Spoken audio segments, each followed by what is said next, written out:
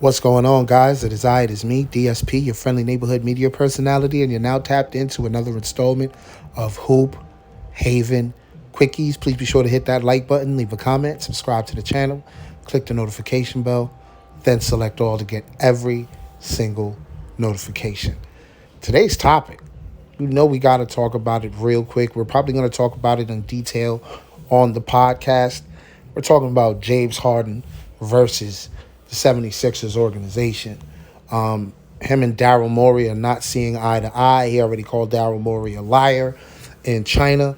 I do have that at the end of this video. I will be playing a clip of him basically saying that he will not play for the 76ers organization because Daryl Morey is a liar.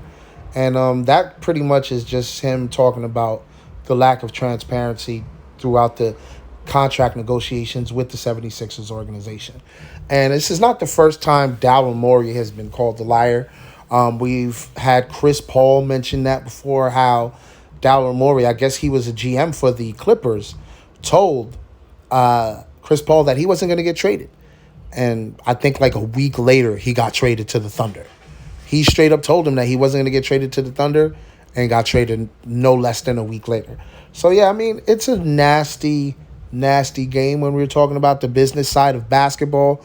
And this is why I'm the guy that's like, I'm not even mad at these players trying to find new homes for their talents and everything like that. I don't have a problem with that because you got to understand, some of these owners are nasty. Some of these GMs are nasty. You know what I mean? All of them have not been exploited yet. All of them have not been exposed yet. That's what I should say. Not exploited. They haven't been exposed yet. And it's crazy. And then, of course, you got some of the media people that are going to try and control the narrative and try to make James Harden look a certain way. Like Wojciechowski. I think that's his name. Wojciechowski. I don't know. They call him Woj. And he tried to say James Harden was disgruntled. And, of course, shout out to Kyrie Irving, held him accountable and was like, maybe he's just trying to hold a man accountable that wasn't being honest to him. That doesn't mean he's disgruntled. You know, so shout out to Kyrie on that, man. And, yo, you know what? I'm with James Harden on this, man. If that man sat there and lied to his face, then, yeah, you're entitled to want to be traded and everything like that.